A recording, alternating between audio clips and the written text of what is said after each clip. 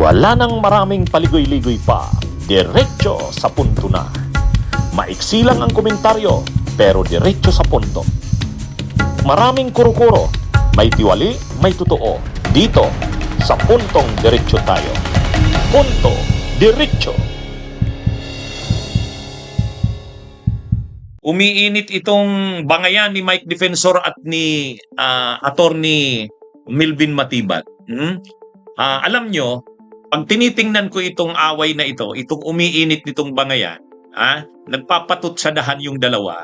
Sabi ni Mike Defensor, kay Director Matibag, wag mo, kung ako ang target mo, wag mo nang idamay ang pamilya ko. Yan, yun naman yung sabi ni Mike Defensor, no? Sabi naman ni Director Matibag, ni Attorney Matibag, walang politika dito, Mike Defensor, walang politika dito, walang politika. Ginagawa ko lang ang trabaho ko. At saka, kung ayaw mo sanang madamay ang pamilya mo, dapat hindi mo siya in-involve sa mga transaksyon mo. Yun, Yun. Napanood nyo ba yung birahan ng dalawa na yan? Sa panahon ngayon na ang daming gutom, ang daming naghihirap, huwag mong gamitin ang politika para mangkipit ka ng mga tao. 9 years ako naging kabinete. Wala akong ginapit kahit isa. Wala makakapagsabi na I went to their companies, ginamit ko BIR, I check on them. Walang ganyan. It was just a political back and forth of the issues that we were concerned with. Ito, grabing ginagawa nila, pati personal, pati pamilya ko, dinadamay nila. Sila po yung naglalagay sa politika. Ang NBI po, hindi po kami political bureau eh. Kami po, ang mandato namin, hulihin yung mga gumagawa ng illegal.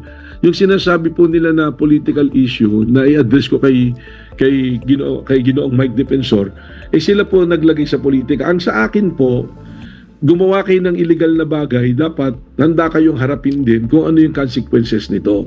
At malinaw naman po, yung dokumento, nandiyan dyan po. Pwede naman silang sumagot dun po sa piskalya. At kung dumating sa korte, sagutin po nila. Yun, matindi ang patutsadahan ng dalawa, mga kabunyog.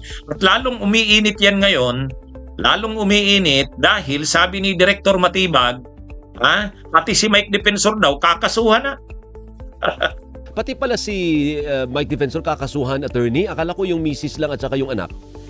Well, kasi po ganito yan, no? Sabi ko nga, nung nag-file po kami nung Friday, last Friday, not last Friday, ng kaso, kasi based po yun sa naging raid nung Tuesday. Yung mga kinasuhan po dyan, yun yung sa pananaw ng investigador at ng NBI, malinaw po na mananagot sila sa kaso. We are governed by Memorandum Circular number 20 of the Department of Justice, kung saan sinusunod na rin po namin yung tinatawag na reasonable certainty of conviction.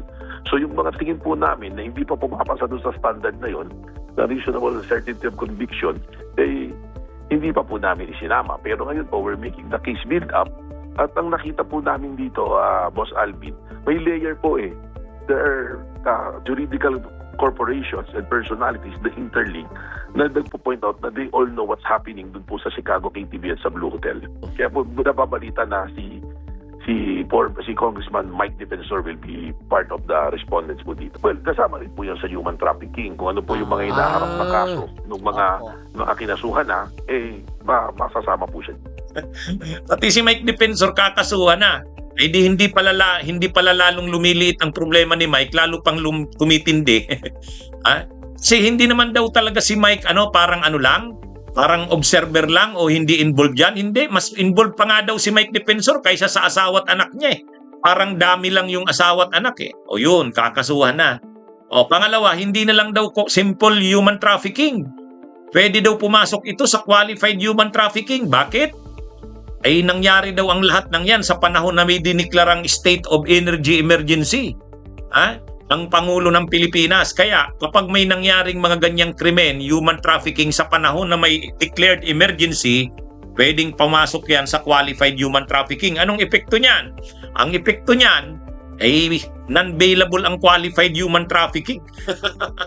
Seryoso ba talaga si Director Matibag? Mukhang talagang niya to. Hindi niya tinatantanan si Mike Defensor dito. Pero sa totoo lang, alam naman ni Mike Defensor yan. Alam niyo ang history ng dalawang ito, mga kabunyog. Hindi ko personally kilala si Director Melvin Matibag. Alam ko lang yung background niya. Si Mike Defensor, alam ko rin yung background niya. Yung background ni Mike Defensor, Ang background ni Mike Defensor, ano yan political operator yan.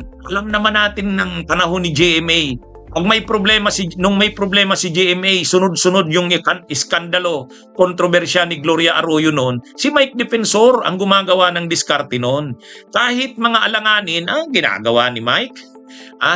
Ginagawa ni Mike noon, di ba? Halimbawa, si Lacson noon, talagang palaban kay Gloria Arroyo, lalo na kay First Gentleman Mike Arroyo. Ay, di ba kinasuhan si Lacson? May mga testigong noon, ginamit laban kay Lacson. Ang alam natin, parang si Mike Defensor, isa sa mga gumalaw noon para makounter si Lacson. Nung si Gloria Arroyo ay nai-involve doon sa Hello Garci, kung gumalaw na naman noon, si Mike Defensor din. Para makounter yung problema na yan ni Gloria. Yung mga iskandalo ni Gloria sa NBN-CTE, si Mike Defensor din ang gumawa ng paraan noon. Kaya pagdating sa mga galawang politikal, mga galawang ganyan, yung tipong may mga political operation talaga na kailangan tirahin to anuman ang mangyari. Parang God save the Queen. Iligtas ang reyna. Panahon ni Gloria, Mike Defensor yan, di ba? Ngayon naman, si Director Matibag, binibira naman ng mga DDS. Galit na galit sila, lalo na ngayong araw, nababasa ko ang mga post. Bakit binibira si Atty. Melvin Matibag? Ay, inaresto si Jason sa isusunod pa si Eric Celes. Marami pang kasunod, Talagang matindi itong si Director Melvin Matibag, A-appoint lang nito na director ng NBI. Kung masaklap diyan, kung malungkot yan, dating tao yan ni Duterte, di ba? Dating cabinet secretary, panahon ni Duterte. At siya ang dating secretary general ng PDP Laban Cosi Wing. Ganyan katindi, ganyan kalakas sa Duterte administration yan si Matibag. Kaya lang ngayon, nakay Marcos na Nakay Marcos na. Pinalitan yung dating sino ba yung dating director ng NBI? Si Magno. Mukha nga talagang mahina ang loob nun Ito si Director Matibag, malakas ang loob. Kung ano man ang kailangan gawin, gagawin. Kaya lang, syempre, ang akusasyon sa kanya ng mga DDS, kung mga ginagawa ni Matibag, mga politically motivated daw. Tulad nitong ginagawa kay Mike Defensor, tulad daw ng ginagawa kay Jason Sa, politically motivated daw. Kaya lang, ano naman yan? Alam nyo, hindi dapat magreklamo si Mike niya na politically motivated kasi alam niya ang ganyang galawan. Alam ni Mike, bakit naman magre-reklamo si Mike ng politically motivated? Alam niya yan. Ang mga galawang ganyan ni Matibag, alam niya ni Mike Defensor. Kaya actually, ang galaw ni Matibag ngayon, galaw din niya ni Mike Defensor nung panahon ni GMA, di ba?